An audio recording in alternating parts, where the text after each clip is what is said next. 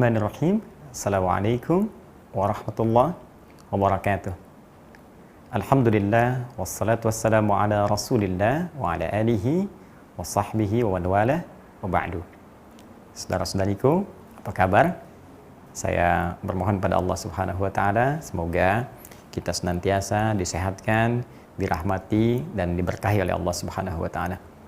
Khusus di hari ini, hari kelima di bulan Ramadan, tentunya kita semua bermohon kepada Allah semoga seluruh ibadah yang telah kita tunaikan dari sejak awal pertama Ramadan hingga hari kelima ini berkenan diterima oleh Allah Subhanahu wa taala insyaallah.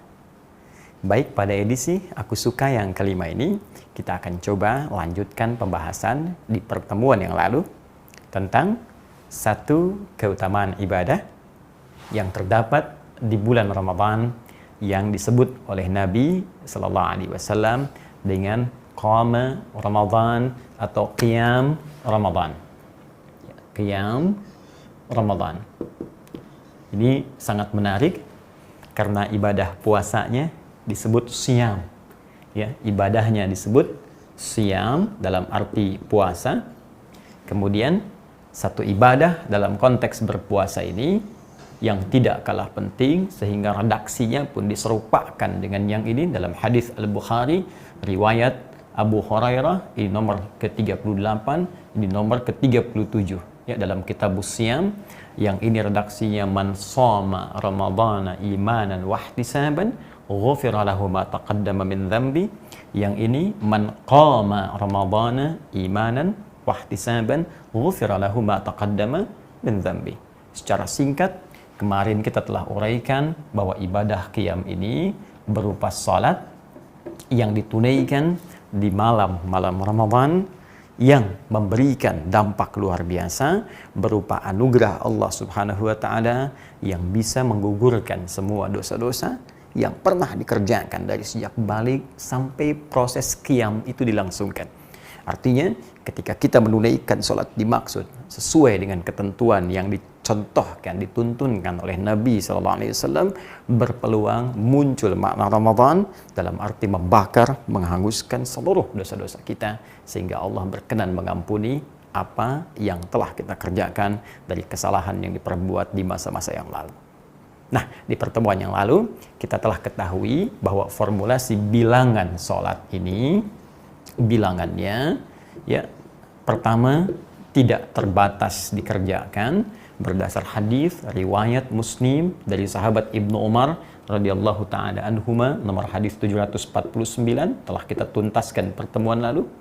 Namun demikian standar, bilangan standar ya dari Nabi sallallahu alaihi wasallam yang bisa dilacak lewat hadis-hadis yang sampai kepada kita adalah berdapat 11 rakaat ya dengan formulasi bisa 2 plus 2 plus 2 plus 2 kemudian 1 ya.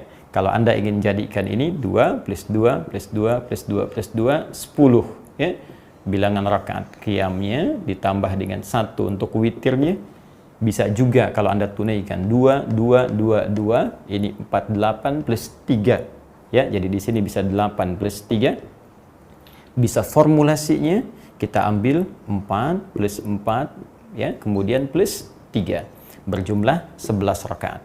Yang ini formulasi ditemukan kemarin telah kita tuntaskan di Abu Daud nomor hadis 1367, rawinya sahabat Ibnu Abbas radhiyallahu taala anhuma. Sedangkan yang ini ditemukan dalam kitab Sahih Al-Bukhari riwayat Ummul Mukminin Sayyidah Aisyah radhiyallahu taala anha nomor hadis 2008.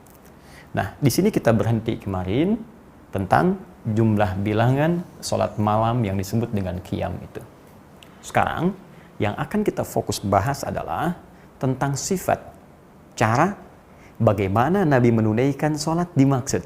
Seperti apa bacaannya, seperti apa beliau dalam proses penunaiannya, sehingga dengan itu bisa meraih apa yang dijanjikan oleh Allah melalui lisan Nabi SAW, ampunan yang diturunkan dalam proses penunaian salat dimaksud. Baik, kalau kita melihat kembali keterangan hadis dari Sayyidah Aisyah radhiyallahu taala anha yang tercantum dalam kitab Sahih Al-Bukhari, ya, yang menjelaskan tentang sifat salat malam Nabi sallallahu alaihi wasallam, ya, ketika beliau ditanya oleh beberapa orang sahabat, ya, tersebut dalam riwayat ada sahabat Abdullah bin Mas'ud radhiyallahu taala anhu, Hudzaifah al-Yamani radhiyallahu taala anhu, juga nanti ada sahabat Ubay bin Ka'ab radhiyallahu taala anhu.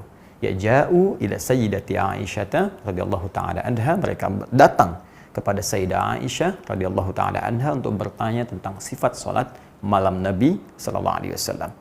Selain menyebutkan tentang bilangan yusalli arba'an, thumma yusalli arba'an, thumma yusalli thalathan, ya, beliau salat 4 rakaat, kemudian 3.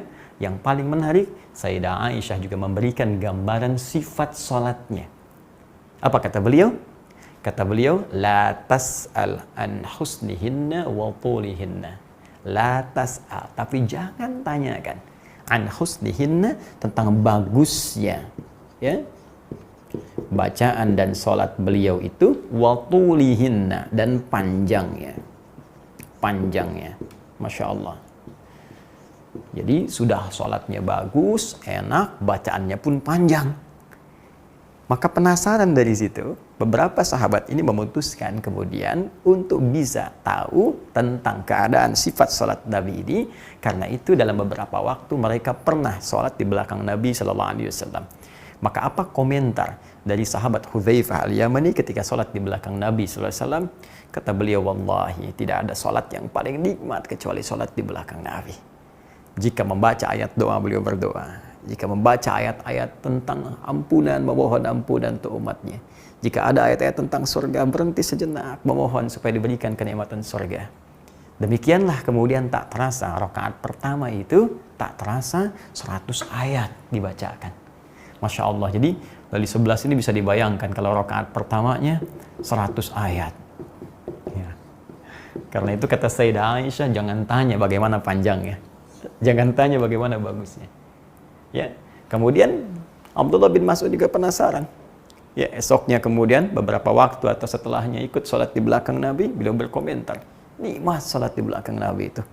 Ya, dan aku kira 100 ayat itu akan ruku. Ternyata diteruskan sampai selesai Al-Baqarah 286 ayat. Aku kira akan ruku, ternyata disambungkan Ali Imran sampai 200 ayat. Aku kira akan ruku, ternyata nyambung ke An-Nisa 176 ayat.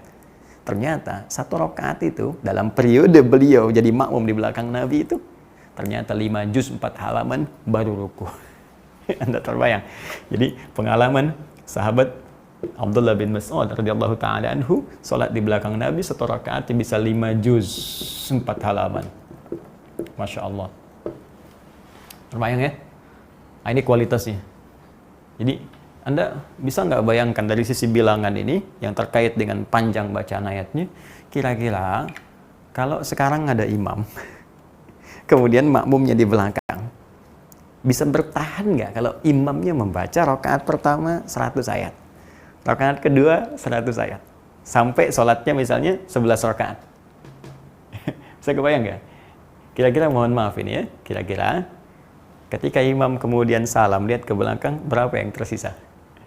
Jangan-jangan yang tersisa malaikat yang tak nampak. Ya, begitu assalamualaikum, jamaah sudah bubar semua. Baik.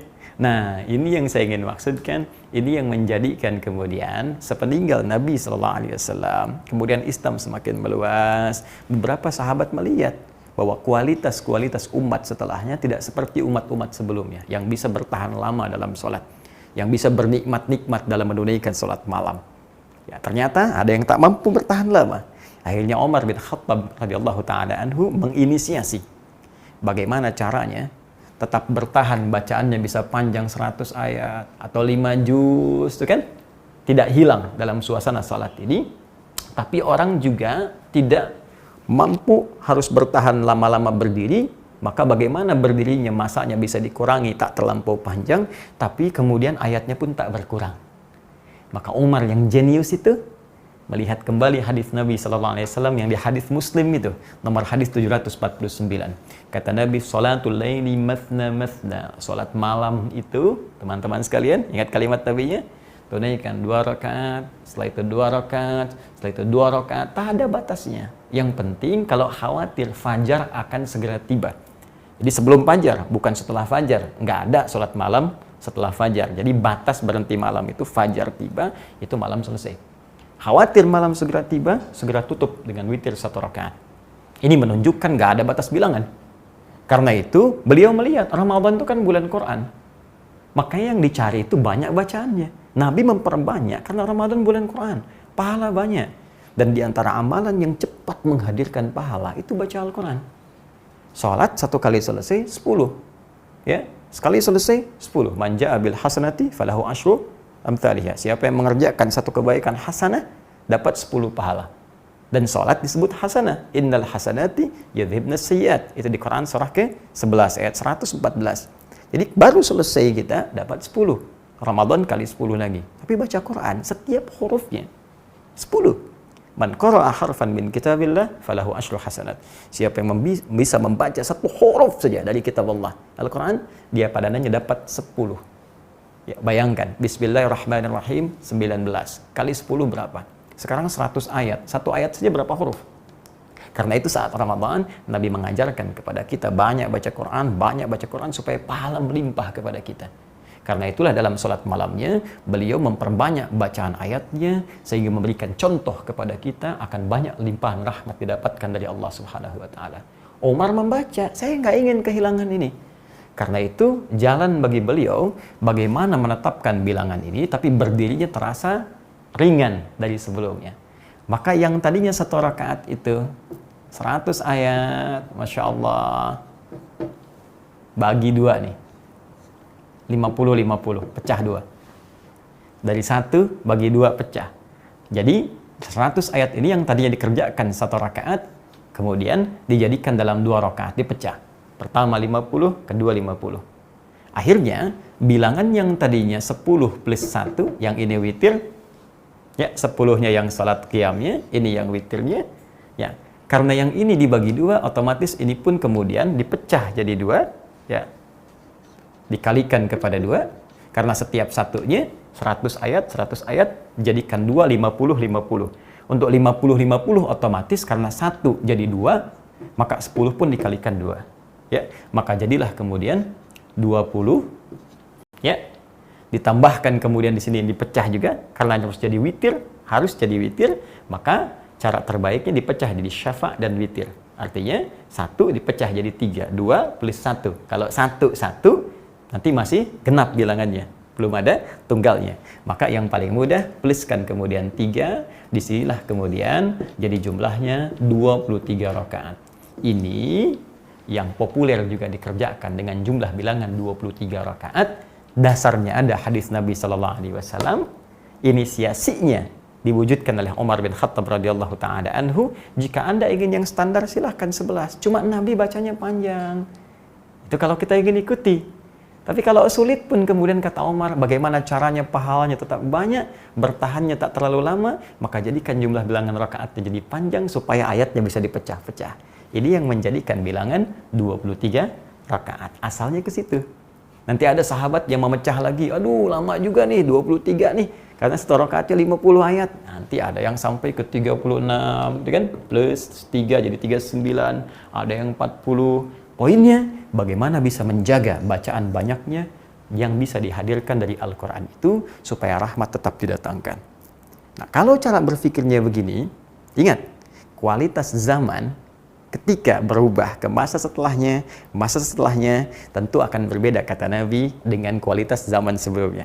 Kata Nabi, khairu qarni, ya, khairu qarnin qarni.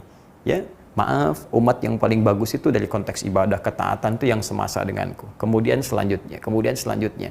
Jadi kalau umat dulu bertahan 100 ayat di belakang Nabi, umat setelahnya bertahan 50 ayat, umat setelahnya bertahan 40 ayat, mungkin sampai kita ini umat yang bertahan di belakang imam 5 ayat, 4 ayat, ya. Itu standar. Jadi tak mengapa kalaupun ada orang 11 rakaat, 1 rakaatnya misalnya dibaca 4 ayat, boleh. Dibaca 5 ayat, boleh. Ya, tapi kalau kita bisa tambahkan dari setiap hari meningkat akan lebih baik. Jangan sampai begini. Jangan sampai misalnya sudah 11 rakaat, yang dipilih misalnya yang sangat pendek luar biasa. Atau jangan-jangan cuma potongannya aja, Allahu Akbar waladhdallin, selesai Yasin, dikirakan panjang, Allahu Akbar. Ya. Nah, itu tidak elok rasanya. Jadi silahkan ambil yang standar. Atau jangan tertukar juga begini, yang 11 rakaat bisa baca surat-surat bagus. Selesai 11 rakaat 1 jam, 60 menit selesai.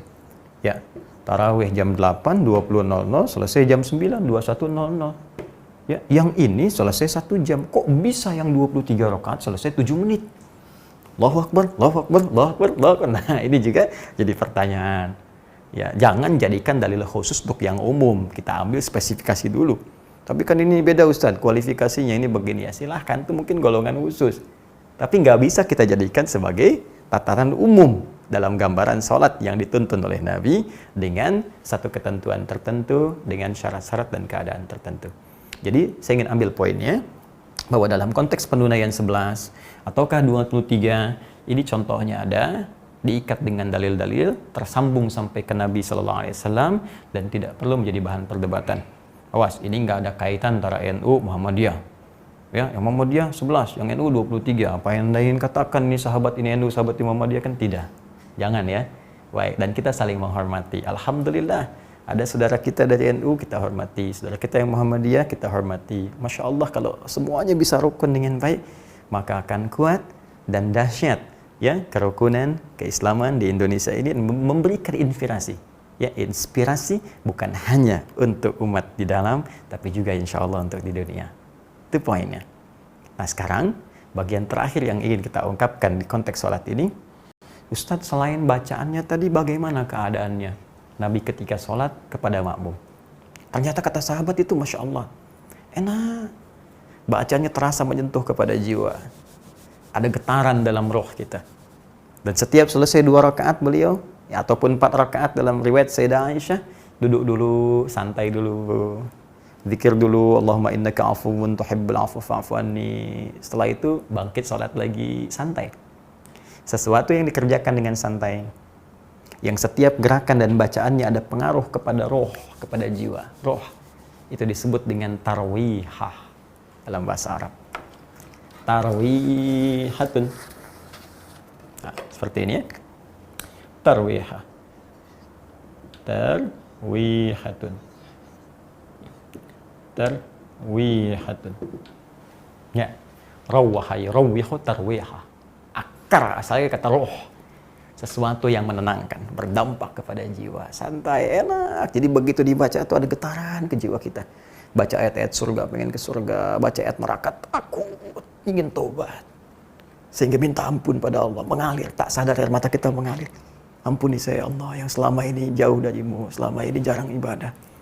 Selama ini nggak sadar kalau kematian itu mengintai. Selama ini nggak sadar kalau semua yang ada pada diriku akan dihisab. Tiba kemudian jatuh air mata kita. Itu yang dimaksud tarwihah namanya. Kalau sekali dikerjakan. Tapi kalau 2 kali dikerjakan, 3 kali dikerjakan, 4 kali dikerjakan, 11 kali dikerjakan, 23 kali dikerjakan, maka bentuknya jama' dari tarwihah menjadi tarawih. Ini asalnya. Ya. Tarawih. Nah, inilah kemudian yang kita kenal dengan sholat tarawih. Jadi sebetulnya sholat tarawih itu yang disebut qiyam tadi. Di tarawih itu sifatnya. Kalau ingin menunaikan sholat ini sehingga mendapatkan manfaatnya yang disebutkan oleh Nabi tadi, berpeluang diampuni dosa kita, nyaman roh kita, maka kerjakan dengan tarawih. Kerjakan dengan tenang, jangan buru-buru. Kerjakan dengan nyaman. Sehingga kalau ada imamnya baca bacaan yang bagus sehingga terkesan kepada jiwa makmumnya. Dibacakan dengan santai, duduk dulu, doa dulu sehingga terasa kenikmatannya. Jadi begitu kenikmatan itu dirasakan, itu yang mendatangkan ampunan Allah Subhanahu wa taala. Ghufira lahu ma taqaddama min dzambi. Jadi jangan sampai terjadi begini, hanya Anda bangun, sholat, tapi ke jiwa nggak ada perubahan, ke hati nggak ada rasa. Itu yang diisyaratkan Nabi, rubba qa'imin laisa lahu min qiyamihi illa sahar. Ya, kata Nabi, nanti tidak sedikit ada orang bangun menunaikan qiyam, tapi nggak dapat apapun dalam qiyamnya kecuali lelah saja berdiri. begadang saja menghabiskan malam, lelah. Itu yang dikhawatirkan oleh Nabi sallallahu alaihi wasallam, dan hadisnya sahih. Hadisnya sahih.